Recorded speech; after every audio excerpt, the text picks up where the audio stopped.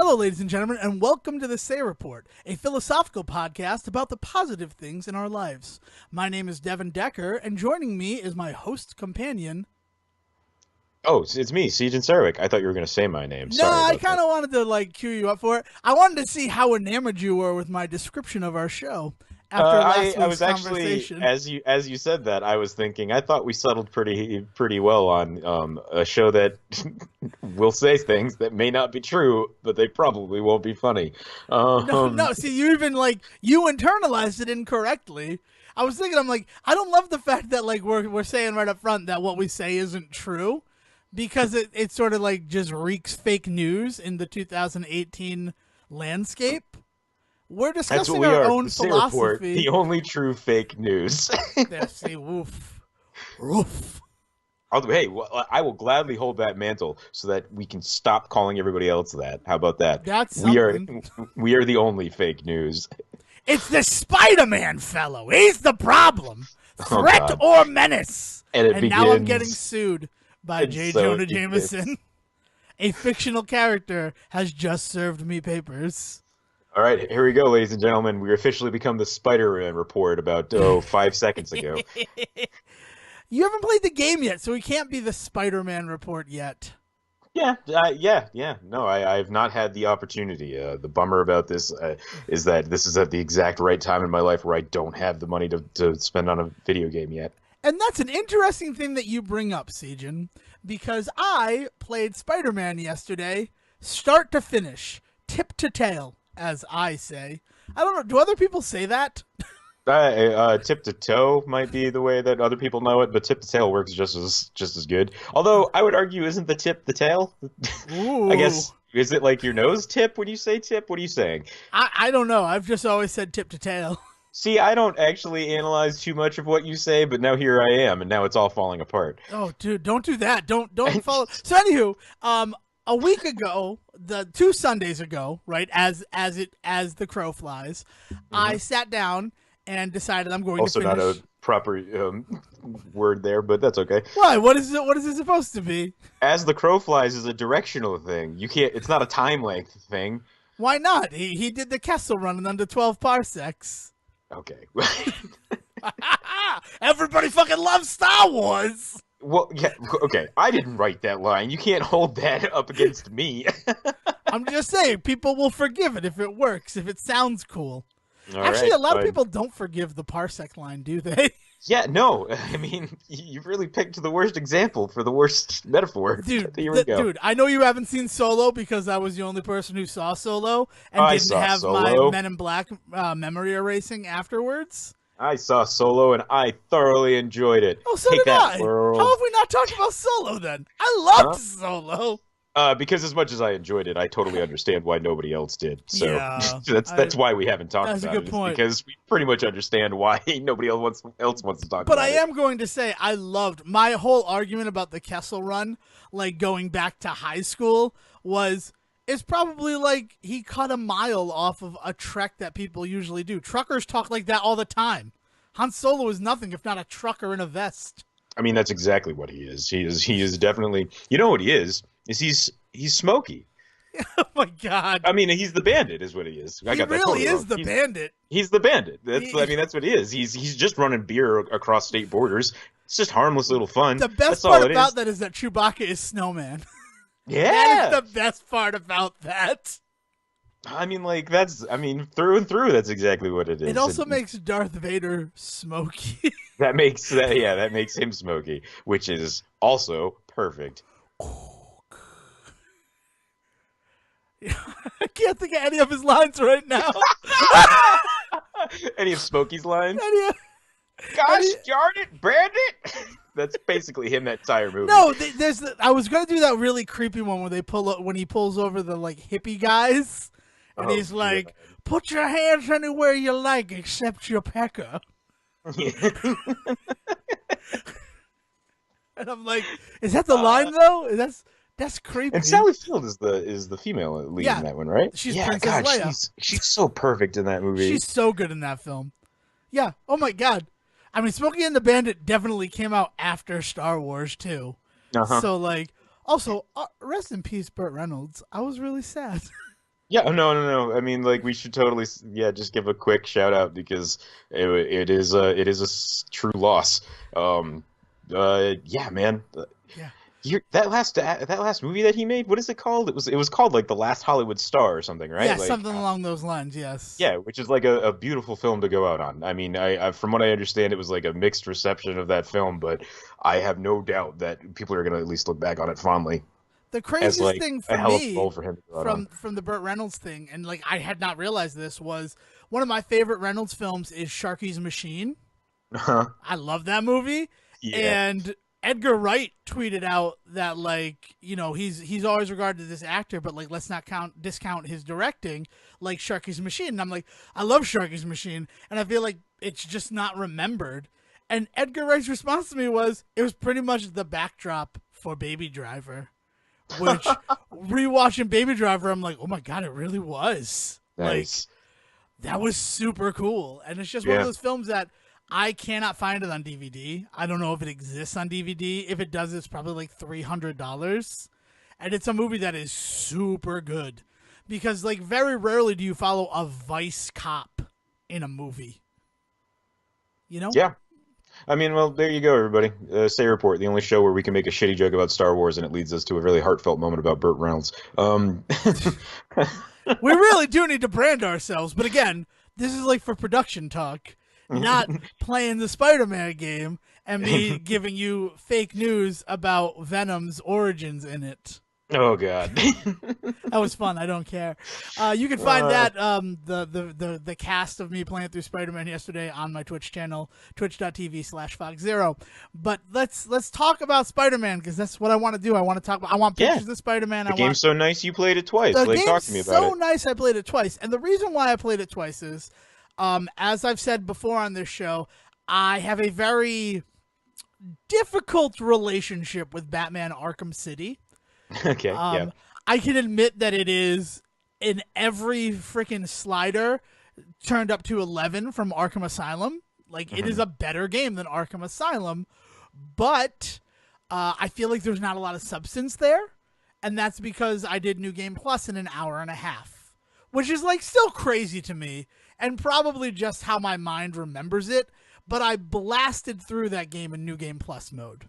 But you mean story missions. You didn't do... Right, because everything else is done once you do New Game Plus. So you well, don't need to do the Riddler thing. Like, I played through the game. I didn't actually finish the Riddler stuff until I had gotten through New Game Plus. Okay, yeah. So I play games, the way I played games, like the way I played Spider-Man, was to get 100% and then finish the game. So then when it comes to New Game Plus, I thought like, oh, cool, like I'll just get to do the story this time and it'll be fun for me that way. Mm-hmm. And it wasn't fun for me that way, because it turns out a lot of the stuff in Arkham City, for me, for Devon Decker, I understand that it is a singular experience. I don't know if anyone else experienced it this same way. I know that you certainly didn't, and that like Jeff is playing through it now, and he doesn't seem to be experiencing it the same way that I did, which is, it's fine. That's the beauty of life, is that we all have our own perspectives on it. But the fun part about being Batman is being Batman, and you're not a lot of Batman in the story mode of that game. You kind of have a laser gun that you get halfway through, and then that's how you beat a lot of the bosses. Am I misremembering that, or do you get a laser gun halfway through, and then that's how you... What? Yeah, What are you talking about? What laser gun? Well, it's not a laser gun. It's like... Yeah, what is it? Like, talk to me. It's when you're fighting Ra's al Ghul, you get like a gun, and it's weird that Batman has a gun now, and like you're shooting the tornadoes. It's like a stun gun, but like it's not a stun gun because it shoots basically stun bolts at people. I don't know what you're talking about, and I'm somebody that plays that game every year. Are you serious? This Yeah, exists. I'm serious. This totally I exists in seriously do Arkham not- City. No. I believe that you get a gadget that you are talking about in this way, but let's put it this way. I probably didn't use that gadget, at least not as much as you are talking about, because I don't remember it at all. You have to use it to beat Ra's al Ghul. Like I don't... Like, or maybe that's just my like Zelda coming through and like, oh, whatever item I get, that's how I have to beat this boss. And then I'm I'm like, gonna oh, do this quick. We're talking about Arkham City, right? Not any of the other we're Arkham talking games, about Arkham City. Yes, which is it's the the one with fourth Rachel. item that you unlock in Arkham City. That's what I'm gonna look up an item list real quick. That's fine, and I'll do But some more you're being very Spider-Man. careful. You're being very careful to not upset Arkham City fans of all people. Well, Which because I was so upset by Arkham City that I don't want to go. I don't want to upset people the way the electrical charge, the electrical charge. which is also in Nope, it's it's not. also It's what? it's not in It's Arkham Asylum. it's in Arkham Knight. Okay, but I Okay, haven't no, played no, Arkham no, it's Knight. not in Arkham Knight. Yeah, so I think it shows up in Arkham Knight, and I think that it also replicates a lot of the really weird stuff that happens in Arkham Origins with what's his name there, the electroshock dude that you steal the gloves off of after Joker kills him. But yeah, so the electrical charge. Okay, now that I know what you're talking about, I use that for a ton of the puzzle stuff. But I'll be honest, I mean, other than in like mid combo stuff. I guess maybe they do have you use it on him. Okay, I didn't think of it. I don't think of this thing at all as like the thing that you use to beat or to beat somebody in that game. I'm sure that you're right. I'm sure that they do kind of do that Zelda thing where you get a an item and then you're expected to use it on the next boss that you come across type of thing. But like but if that's like a quick way to do it, that's probably like a one of those insider secrets. Well, I that's would. crazy because I just was like, oh, I have a gun. I'm gonna shoot him. Like it's like it sort of lends its credence to like this is why Batman doesn't have a gun, because if Batman has a gun, nothing is a threat to Okay. Batman. Now that I'm with you, now that I've seen the electrical charge, now I'm thinking of the fight scene, and you're talking about a fight scene that happens in a dreamscape, in a point in which Ra's al Ghul is doing like a almost oddly enough Spider-Man style, Sandman style move where he uses all of the sand around him to make himself bigger, and you're like shooting through Wolverine claws that are coming up out of the ground. Let's put it this way.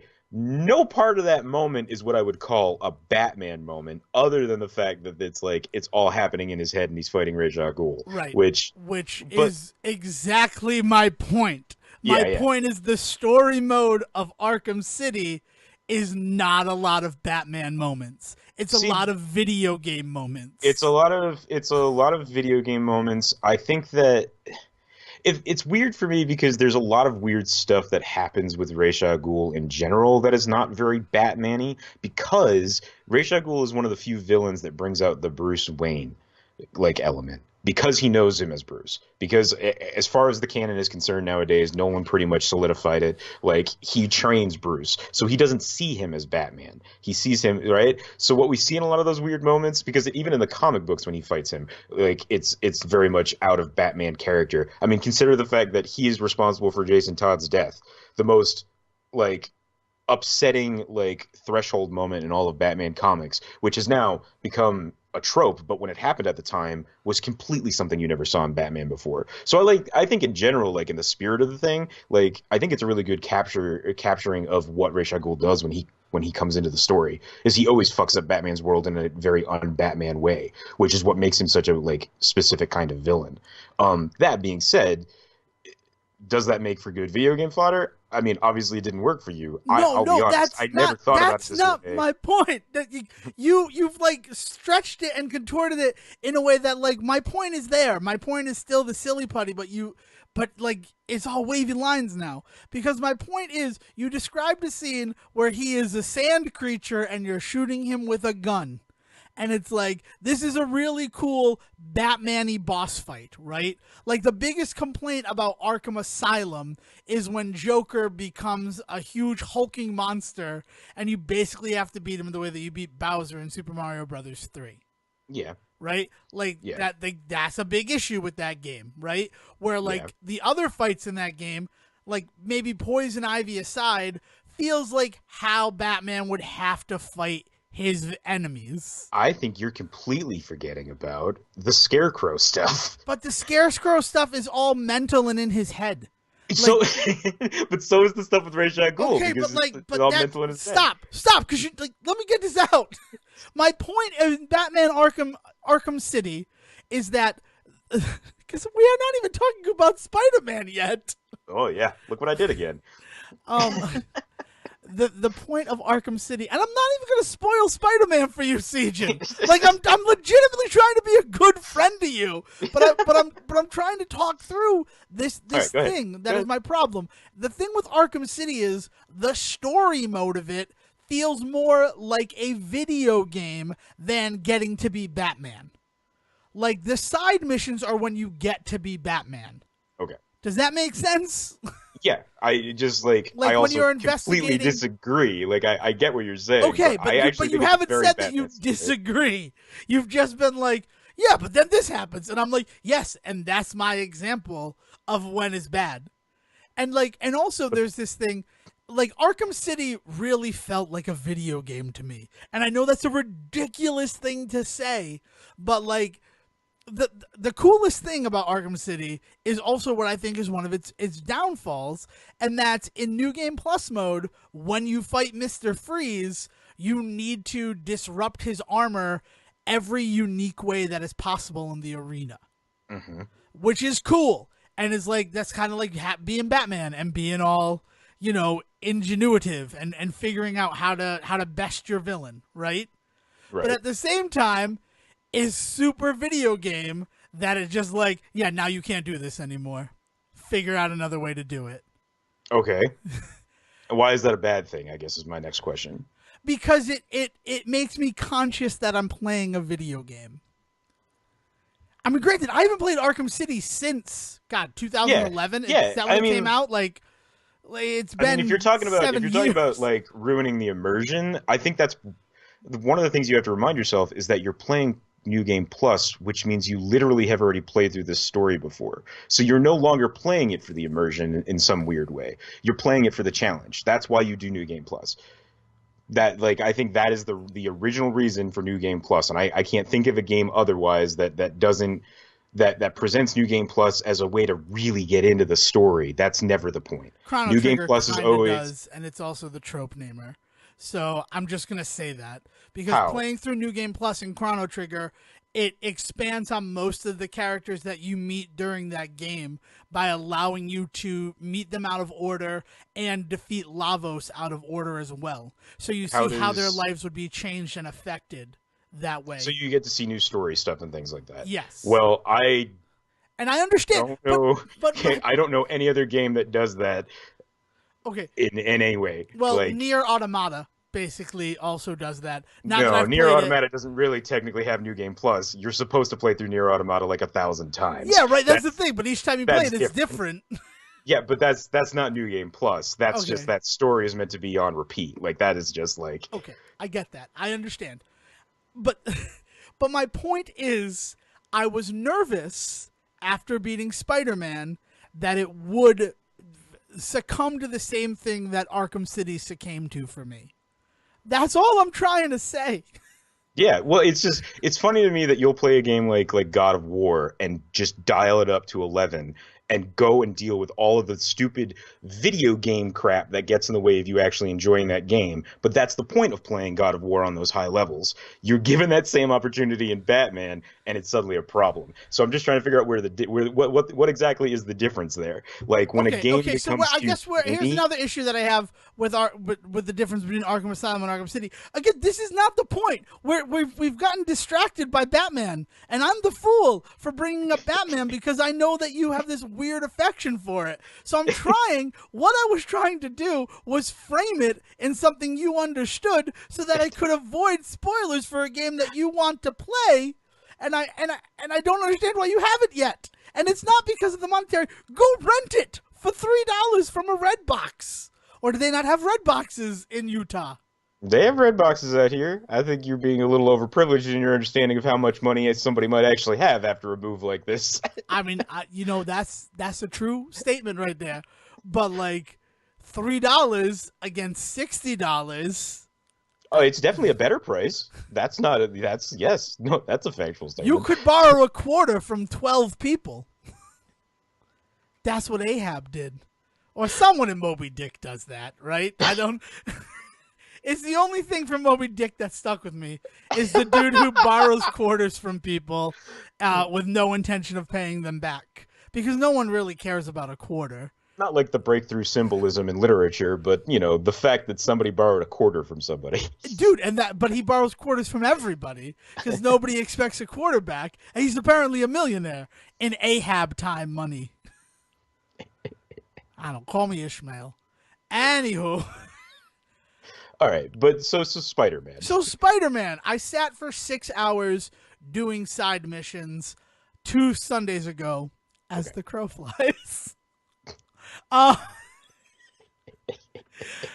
and I wondered, I'm like, oh God, that was 6 hours of my time spent in this game, and none of it had to do with the story. So it got me nervous that the story had that same Arkham City problem.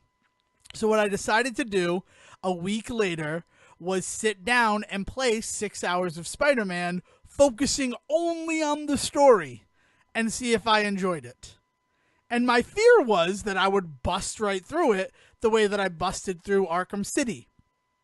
And the truth of the matter is, no, I did not. It was still fun. It was still engaging. It's still a good story.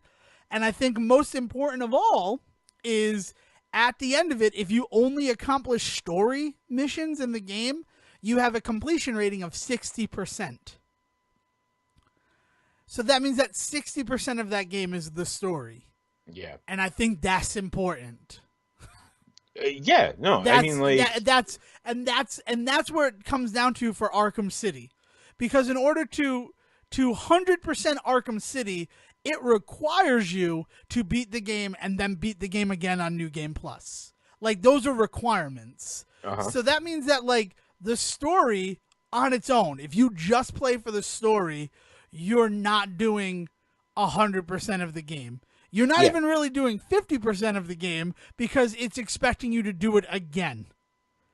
So the way that New Game Plus in Arkham City works is so you maintain all your stuff when you go into the story again, but all of the points that you're at and all the other side missions also carry over with you. So essentially, once you finish the story in Arkham City, you can start New Game Plus immediately and also still have all your side missions still available to you to continue on. So, like, I don't think that they expect you to quote unquote 100% everything and then go into the story. I think they're very aware that the story is small, like 20% of that game, right? Or 40% after you play it twice. And so, like, I think the idea was that that they expected people to just go right in and still have all that stuff still available to them. And so I mean, I'm not saying that you played it wrong because you can I play played it it wrong. you This is want. what you just said, though. No, And I'm not I mad don't. about that. It's just No, I don't think that you played it wrong because you did exactly what I did. It's just that I didn't go into New Game Plus expecting anything more than 3 hours of the story. It seems like you expected to go in and have a lot more meat on the bones of what you were going to get, and that's their fault for not like making that clear to everybody what that's going to be. And let's be honest, you're not the only person that thinks that Arkham City focused way too much on the side stuff and not enough on the story. There's a lot of really big critics out there that called the Arkham City out when it first came out for that exact thing. It's just that everybody else kind of came out and was just like, yeah, we don't care, and they just kind of bought into that game, right? And like that's essentially what happened with Arkham City, because you're not wrong. The story is very thin. It's just that as somebody that like wants to be Batman, and I think the same way that you're talking about wanting to be Batman when you play it, I wasn't going into Arkham City for the story to be Batman. It's a fine Batman story. Like, I mean, it is what it is, but like I was going in for all of the side stuff. So I actually was like actually super impressed and happy that 60% of that game is side stuff. right where I was coming off of, and I had just completed it again. I was out of work when it came out, so I'm like, yeah, this will be fun. Like, I'll do this. I'll play Arkham Asylum and then I'll play Arkham City. And Arkham Asylum is legitimately a really good Batman story. Yeah, it's all story. Like there is some cool side stuff to it, but it's all story for sure. And so with Spider-Man, I I don't have the same like desire to be Peter Parker like I do with Bruce Wayne when it comes to like immersion and story and all that sort of stuff. So like I I don't know how I feel yet. I mean, I'll have to get the game in my hands because the idea that there is a ton of side stuff has been one of the things that's been really drawing me to it. But it sounds like what you're saying is like this leans more towards the Arkham Asylum side of things, where it is really more story than side mission. Yeah, Which I is was blown away when I completed the game and it's like 60% complete and I'm like, wow, I'm impressed. I'm impressed that your focus of this game was the story and all the other stuff is ancillary. See, because now I'm thinking of, I mean, and the only reason that we're comparing this to the Arkham games is because everybody is. Like, I mean, and not to mention the fact that it very is heavily influenced by it. It's why everybody is. So, like, now I'm thinking of things like Arkham Origins and Arkham Knight, where because of some of the criticism, again, placed against Arkham City, in which they felt like the story was really thin, people felt that way. Like, they did Rocksteady and who's the guys that did Origins? Because Rocksteady didn't do Origins, but they tried to swing back the other way, and I actually feel that Arkham Knight especially suffers for so much focus on storytelling that the side missions actually get really screwy if you don't do enough of the story yet. They let you do side missions that all of a sudden, like, some of the dialogue starts to get a little like, oh, you shouldn't know this yet, or like this shouldn't be happening yet. There's also a lot of moments where I would destroy every fucking like tank in the city, and then I would do a story mission in which the Arkham Knight is then surrounded by 60 tanks. And it's like, well, then why did I bother thinning out your forces, as they call it in the friggin' dialogue, like in the story, they call it like thinning out the Arkham Knight's forces, only to have the exact same 60 tank fight at the end of that story. Like that sucks that like the side missions ended up not really affecting the story because the story was so big in that game. Whereas in Arkham City, there are things that you can do in Arkham City in side missions that actually will make things easier down the line because there won't be as many people to fight and there won't be as many things to get in your way and things like that. Or if you already moved to this piece here, when you go back storyline mission later, it's moved for you. So that sort of stuff in Arkham City, I think actually really worked for me. So I don't know. I mean, like like I said, I got to get my hands on the Spider-Man game. But in terms of like the amount of game that's there, I'm excited. So now that you've put it in those terms and in that perspective, what I wonder and what I've actually now am realizing is the side stuff in Arkham City, because you are literally in a portion of Gotham City that has been locked down as a prison, feels like it's part of the world. Does that make sense? Like finding Azrael and doing all the stuff that you do, it feels like it's important, even though they're quote unquote side missions. So then when you pull them out of there and you're just focusing on the story, that's why it feels so hollow. Like it's strange, and it's also good, right? Like it's a good thing that they did it, that they found a way to balance those two things, that they supported one another. Right. Like in a way that I don't think Spider-Man did. I think that I, as a video game player, focused on getting 100% completion before moving forward because there was a little reward for doing it. Right. Yeah, exactly that. And so like it does mean that the story can suffer.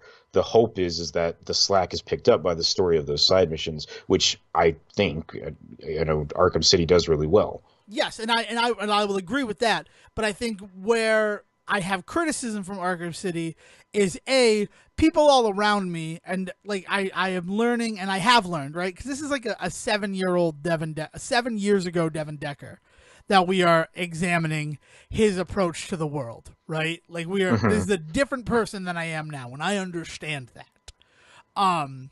Where people were saying that like New Game Plus was the hardest thing they had ever done in video games before, and it wasn't that for me. And it never was going to be that for me, but like I guess I felt like sort of like I missed out on something. Yeah. And that was like a weird thing, because like that's not usually how I am, but the only reason I played Arkham City when I played Arkham City is because I was reading a non-Batman it had nothing to do with Batman. I was reading an article on the internet, had nothing to do with Batman, and it spoiled something in Arkham City. And I'm like, what are you what? Yeah. Like, and I'm like, is this really how big and like connected to our popular culture this stupid game is? Yeah. That like I need to play it or I'm going to have it spoiled in a recipe? It wasn't really a recipe, but just essentially. Yeah. It's just one of those moments where I'm like, okay. Yeah, I So mean, I mean, yeah, it hit big. yeah, exactly. And it was this weird thing that I'm like, I want to be a part of it. And then I played it and was a part of it. I put aside Dark Souls, which I was so excited to play at the time, but I'm like, but I don't want this experience ruined for me. Where like Right. Spider-Man, I waited a week to play it, and I don't know if it's just because culturally we understand that like, we give a little time before we're sharing the big parts about the game. Yeah, also Spider-Man being the first in its series, and I don't doubt that they're going to make another one after how this thing has done, but there's a big difference, right? Because I don't think it's going to have the huge cultural hit yet. I think it's definitely going to have a big one, bigger than Arkham Asylum maybe, but I don't know if it'll be as big as Arkham City because it's not the follow-up, right? Come back to me with Spider-Man 2. I bet you Spider-Man 2 is bigger than Arkham City. I Yeah, feel like this, I think in terms of like zeitgeist, in terms of like people talking about it and people being blown away by this game, I think this falls somewhere between Arkham Asylum and Arkham City. I think that it's definitely bigger than Asylum was when it first came out, but I don't think it's quite as big as Arkham City yet. But like I said, Spider-Man 2 might be that thing that surpasses even City. In terms interesting. of That's a like, very. yeah, It's. I mean, that's not even something that I was considering. My yeah, only thing, the only reason that Arkham City is brought up into this is because it's another superhero open world game that left me wanting, and I hmm was afraid after enjoying Spider-Man so much that if I trimmed it down the way that Arkham City had been trimmed down, it would suffer the similar fate. hmm And I'm happy to yeah. report that it doesn't. Well, and I think another thing that we need to mention in all of this is also like where this is all coming from, right? Like Rocksteady, they have some particular ways that they go about storytelling and character building and all this stuff that I don't love. So like the Batman stuff for me in the games is like I hold in such high regard because there is no other Batman game like it. But I also think that in terms of Batman lore, there's a lot of issues with it, right? Whereas here with Spider-Man, we're talking about Insomniac, and we're also talking about a bunch of people that, from what I've seen, are also people that just like love the hell out of some Spider-Man lore. Like so there's a heart and a soul there that wasn't necessarily there with some of the art with the Rocksteady stuff. I don't doubt that somebody at Rocksteady, they love Batman, but they love some really weird parts of Batman that not everybody that not everybody else loves. Like some of the like really like every guy is roided up and huge, like right, like basically everybody in the Batman Arkham series is on Venom in some way. Like, like it's not just Bane. Like everybody's on it, and in fact, that's literally the truth later on in the later games because it seems like every villain you come up against has some form of the what do you call it in them the Titan virus in them. Titan, yeah. Yeah. So there's a whole lot of weird stuff that goes on in terms of fandom with the Arkham City games that and the like that I don't see with any of the Spider-Man stuff that's going on. Now Okay, again, we're only talking about one game, but so potential spoilers here, and okay. I'm admitting that this could be potential spoilers. So if you get mad at me, you feel free to like sock me in the gut the next time you see me. I am willing to accept that from not just you but from anybody. Yeah. And you just look at me and you say, you know why, and like there's only three reasons that people will come up and just punch me in the gut. So like I'll probably figure it out. And the thing is that the Arkham Asylum game, you have Kevin Conroy back as Batman. You hmm have Mark Hamill back as the Joker. You Right. have these voices that have been iconic and represent something to Batman fans, right? Right. Like it's kind of hard not to play those games and not feel like it's a continuation of the animated series Yes. on some level. Exactly. Yeah, yeah, yeah. Where the Spider-Man game, it is very, very obviously its own Earth in the Marvel universe. It is not 616. It is not 2374. It is a whole new world that we have never gotten to see before. So, of course, there are some similarities. There's a Peter Parker who got bit by a spider. And, he has an aunt named May. But then you also have things that exist separately from the universe that we know coming into contact with this universe. And I Right. think that's the most important thing is Cool. that they have built a new universe. Like, this is completely separate but influenced from stuff that came before.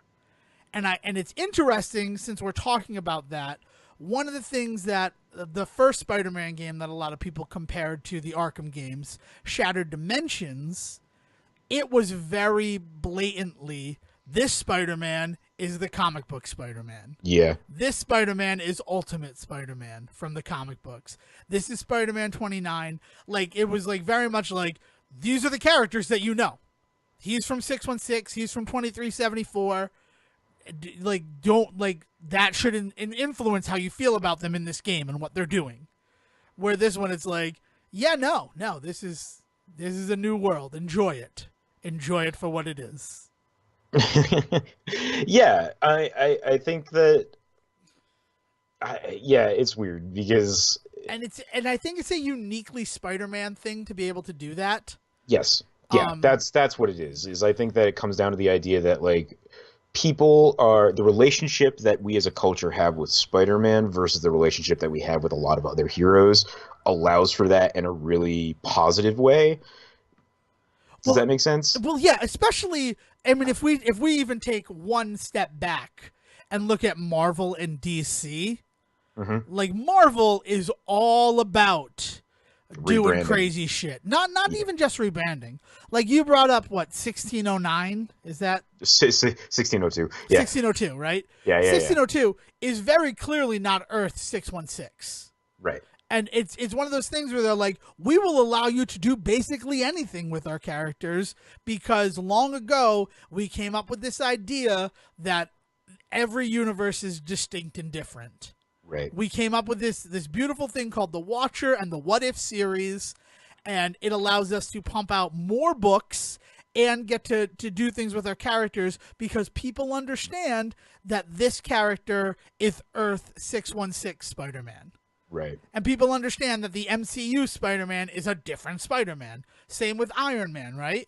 There might be similarities, but it's a different universe. And even as a casual audience, a casual observer to the comic audience now, you have the MCU specifically and all of the different iterations of Spider-Man movies over the last 20 years to allow you to be ready for something like the Spider-Man game, right? Right.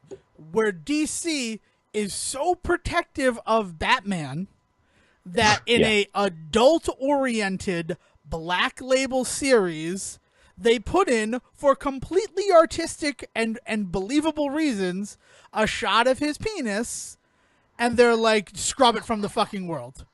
It has been censored from the digital version, even if you bought it beforehand, and any reprints will have it removed. And it's like, well, then what is the point? If you're, it's what we talked about last week with The Little Mermaid and that uncanny valley. If Batman wakes up with amnesia, naked in the Batcave, he's naked in the Batcave, and he doesn't know who he is. Right.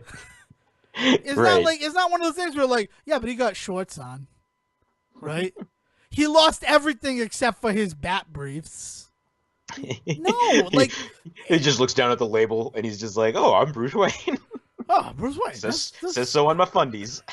Right? It's just one of those things where it's like, no, like that's a bold thing that they did there, and they're so protective of the character of Batman that even in the perfect backdrop for something that is fairly innocuous, right?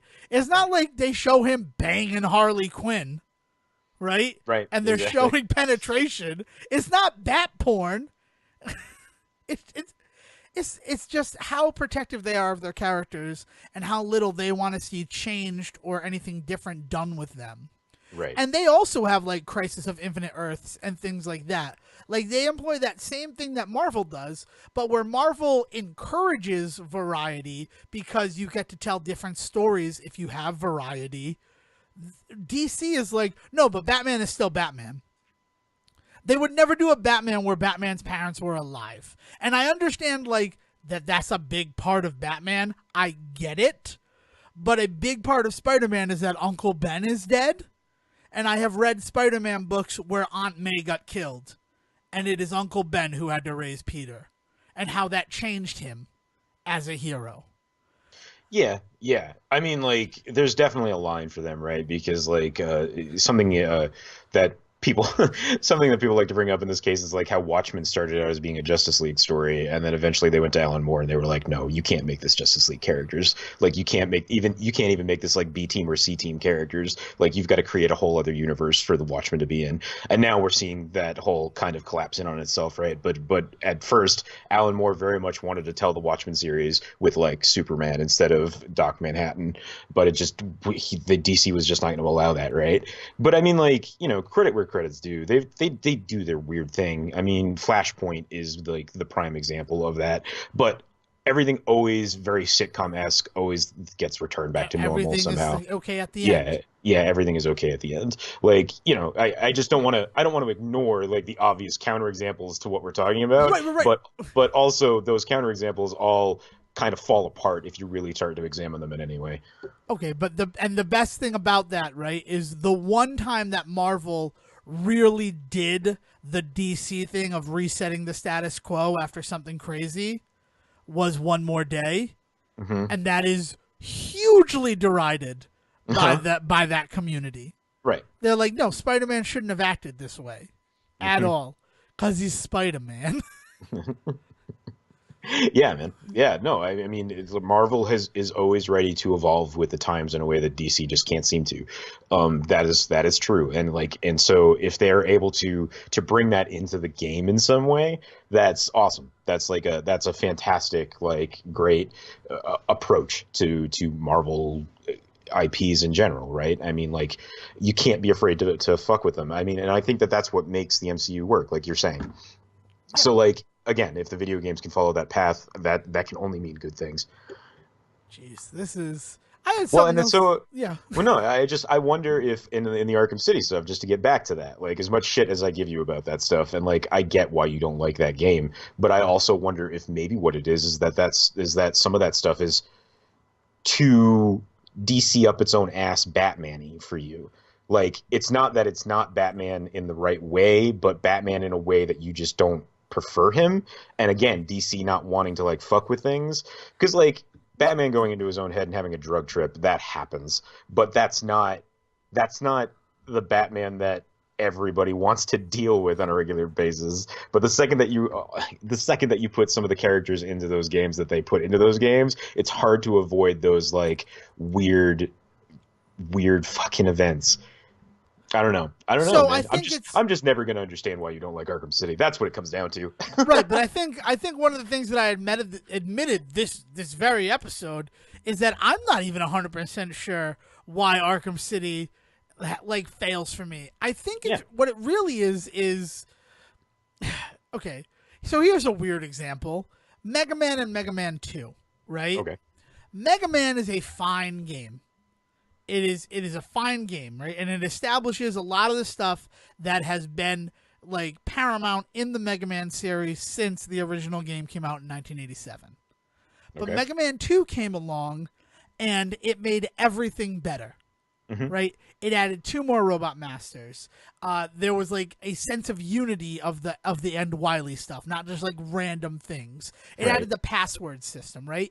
It improved upon what came before it. It got it right. It got it right? Where like Right. the first game was sort of like this experiment, the Hmm. second one was this refined thing. Now Arkham Asylum was not an experiment. It was its own refined thing. And then Arkham City came along and Arkham City really did not feel that way. Okay. It didn't feel like any like come on, they added the Catwoman stuff, but it was locked away unless you bought it new, right? Okay. Like it Yeah. like it succumbed to a lot of the fuckery of Warner Brothers Studios as well. And Yeah. I'm willing to admit that. But you have that whole thing, and you have the thing where like those Scarecrow drug trips in the first Arkham Asylum make perfect sense, right? Especially on the heels of oh my god, Batman Begins. I couldn't remember the name of Batman Begins.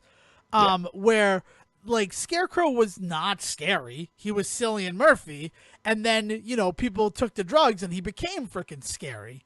And it's like, this is great. This is an excellent way to do this character. And it works even better because in these moments, you can kind of lean into the fact that I'm playing a video game right now, right? Like the thing where Joker shoots you in the head and then it says on the screen, use the middle stick to avoid Joker's gun. Like, it was this cool thing where, like, it mixed the storytelling with the medium in a way that I can't think of anything that's done that since. And then Arkham City came along, and it was just like, here's more of the stuff you liked from the first game. And it's like, but that's not why I liked it, though. I liked it because of how you incorporated it and the story you used to tell. I don't just want to fight Scarecrow a bunch of times. Yeah, no, I mean, I get it. Like, let's do this. Let's roast my sacred cow. Like, that's not the point of it. I want you to know that. Like, no, I understand that. But like what you're talking about, I think is a Rocksteady problem. I think that they don't quite understand what people like about Batman, and just kind of kept stumbling into the stuff that people like about Batman, which is evident by Arkham Knight. You look at that game and look at the mess that it had when it came out. Spec issues aside for the PC mode, that people didn't love Arkham Knight, and there's a reason that they didn't. It's because Rocksteady did not get any of that story. The Jason Todd story did not figure out exactly what it was people liked about that story. Is that who Arkham Knight is? If you actually are asking me that, as in, like, did you just spoil Arkham Knight for me? No, the advertising did, because did you not see that one of the DLC packs that they were advertising was the Red Hood pack and had a picture of him on it? No, I didn't. I've avoided all of that. Yes, one of the major DLCs that you could get if you right off the bat, because it was a Red Hood story pack. Like, it was like, thanks guys, you kind of fucked the entire thing for me because of this DLC package that you're advertising at GameStop. Yeah, no, they screwed themselves from the get-go on that. Sorry if I burned that for you, but I can't believe. Well, here's the crazy thing: is that, like, I did not know who Arkham Knight was at all. I didn't even have I had no thoughts. I called it day one, but I actually was excited because I was like, if this is the story they're going to tell, that's awesome, right? Because they're actually getting to a Batman story that exists, whereas the last two stories are twos that they came up with. So I was just interested to see what they did with material that they like that had pre-existed, right? But no, they do their thing where they completely they again go up their own ass with the whole thing, and it just gets crazy. So like they're not great at that sort of element. They're not quite sure what people like about Batman. They just know that they had a really good combat system, and like they had a really good understanding that he should be more than just a brawler. Like the idea that you have detective mode and that sort of stuff, and so it's really weird. It's clear that people in the room like Batman, but I don't think everybody in the room like Batman. And I think that's where those games start to suffer, right? And go into what you're calling those like really video gamey moments. And like, so Arkham City definitely has some weird moments. I mean, the entire stuff with Ra's al Ghul and the old city underneath, first of all, it's straight up stolen out of BioShock, which had really kind of hit big. BioShock 2 and BioShock had become such big parts of the zeitgeist that you suddenly see in this whole moment where he's going under the city that he's just going into rapture. That's all he's doing the entire time, complete with the weird radio effect voice telling you all of this great stuff about the city you're entering, the city of wonder, right? Like that entire thing is just straight up stolen from 2K and all them. But like there's all of this weird stuff that happens with that game. They think, and I think a lot of fans of the Arkham series think that was them refining from Arkham Asylum. I think that they would stand by the fact that they feel like Arkham City is like their opus. It's the game that they wanted to make with Arkham Asylum, but just didn't have the resources, didn't have the permissions, didn't have whatever. I think that they see Arkham City as the game that they were always trying to make, whereas like you feel like they just nailed it on the first game, which I don't think you're the only person that feels it that way, right? Yeah, I guess it was one of those things where when they announced that there was going to be a sequel to Arkham Asylum, I'm like, well, that makes sense, right? Because everybody freaking loved it, and like that's what video game companies do. But at the other time, I'm like, but it kind of told a pretty good story. Like, I wish you guys were just doing a different Batman game and maybe not linking it to Arkham Asylum in any way, shape, or form. In a way that I think that Marvel did, right? Because the follow-up to Shattered Dimensions is Oh, Fractured Universe or something like that. It's ridiculous, and it's very similar to what that is, but it's completely different. Like Spider-Man and Spider-Man 2099 are there, but what they're doing and how they're interacting is so different from the first game to feel like a distinct story. Yeah, yeah, yeah. Well, and like I think the most evident thing for the Rocksteady stuff is what happens at the end of Arkham City. Spoiler for a 10-year-old game at this point, but with the Joker dying at the end of Arkham City, I feel like that's where you can really see like this is what we always intended to be the end of the Arkham story, right? So if they had been allowed to with Arkham Asylum to do that, I think that more people would feel like Arkham Asylum was really the game they always wanted to make. But I think Arkham City with the whole story, where let's be honest, Joker as a character doesn't really grow in Arkham City. He starts out exactly from where he kind of ended Arkham Asylum, is that up until that final moment, and then you kill him, right? So I think that that is what you can look at and be like, if they had just been able to do that in Arkham Asylum, we wouldn't have needed Arkham City. But the problem was they probably couldn't do that with Arkham Asylum being the first game that they were being allowed to make, and Warner Brothers probably wasn't sure if it was going to be hit or miss. So they let them do some stuff, but nothing too daring, like killing the Joker in the first game. So, like, in a weird way, I almost look at, like, Arkham Asylum and Arkham City as one larger game together, right? And, like, that story, from a storyline perspective, at least. And if you look at it that way, the hour and a half of story that you get in Arkham City is a really good coda to Arkham Asylum, a la something like Quantum of Solace to Casino Royale. You know, yes. Funny that you feel like, because that's the same way that a lot of people feel about that. Is the story is so thin. I was going to go Kill Bill, Volume 1 and 2, where like if you watch it as one complete sitting, you're like, oh, this is a really good movie. Yeah. But if you watch them like apart from each other, I don't know. I go back and forth between whether I like Volume 1 or Volume 2 better. I think Volume 1, if you're talking about them as two separate movies, I think Volume 1 is kind of just a perfect film. Volume 2 does not work without Volume 1 for me, if that makes sense. Well, that makes sense because a lot of the stuff that happens in Volume 2 is influenced by Volume 1. But also at the same time, all the stuff that happens in Volume 1, because of the storytelling that's on display in Volume 2, you can watch Volume 2 on its own and kind of still like get it, yeah. But it's good. But it's cool to hear that Insomniac was able to like nail this in one game. Because you're not wrong pointing out all these sequels that kind of did it better. I mean, look at Mario Brothers 3 versus Mario Brothers, not Super Mario Brothers, but Mario Brothers 1, right? Like people always talk about the idea of the sequel kind of getting it, and that happens a lot more in video games than it does in film. In film, usually sequels are kind of panned, right? It's very rare that you get the sequel that's better than the original film. But in video games, it always feels like nobody's talking about Street Fighter. Everybody's talking about Street Fighter 2. Exactly. It always feels like they need that one game to get the concept out there and really test some stuff and see what works and see what doesn't. And then number 2 is really where they nail it. I mean, there's obviously counterexamples of that too, but that's what it feels like for me. But then also to go forward with that, and then it's a lot of the sequels after the number 2 where it's panned, which even that works with the Arkham stuff. Is that like you have Arkham Asylum, you have Arkham City, which even though I don't feel that way, it does refine a lot of what that game could have been. Yeah. And that's interesting and it's good. It didn't work for me, and I understand why it didn't work for me. But then you look at like Arkham Origins, and people are like, "This is awful." No, I can't think of anybody who likes that game. No, really. I want to play it again out of morbid curiosity because I kind of forced myself through it the first time, and I want to know if like anything new would come if I played it a second time. But like, it's not because I enjoyed it. Yeah, and then Arkham Knight, it's one of those things where let's just make everything bigger, right? Because that's the problem. We tried to tell a small, contained story in Arkham Origins. Let's go bigger. Let's give him the car. Let's let him drive the car. I was like, I don't really need to drive the car, honestly. I don't need to drive the car. It's just strange, but it really is. It's one of those. First of all, I'm having this weird like coming to grips with the fact that like I enjoy a modern game to the level that I do.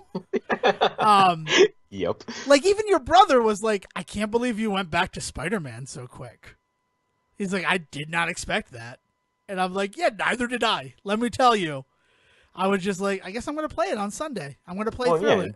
And then part of this might then be like the odds. Like at some point something was going to hit with you, right? So like in a way that Batman didn't, in a way that other games don't. Like eventually something was going to excite you. So I'm glad you found it. I'm glad it wasn't like two ships passing in the night. Like I'm glad that you actually played this game and actually enjoyed it. Yeah, me too. But it's also, and you know how I know I like it? Most games when I play them, if I really enjoyed them, I play through them right away. Again, like that second time, like Shantae. And I know that's a ridiculous example, but like Shantae, It's not that ridiculous. I mean, like I said, like Aria something of hits with you. Sorrow. I am I've kind of been doing the same thing with the Darksiders stuff. I mean, like I only really finished Darksiders 2 a couple of years ago. So like within 2 years, I have now played through both. I mean, all of that's available for that material. I played both main games plus all of the side campaigns for 2. Like, I mean, something works for you and it works, right? You're able to go back to it in a way that I can't always with a lot of video games. Even if it's a game that I really enjoyed, I don't always like going back to them because it's a lot of time, a lot of effort, a lot of mental power that you're putting towards this stuff.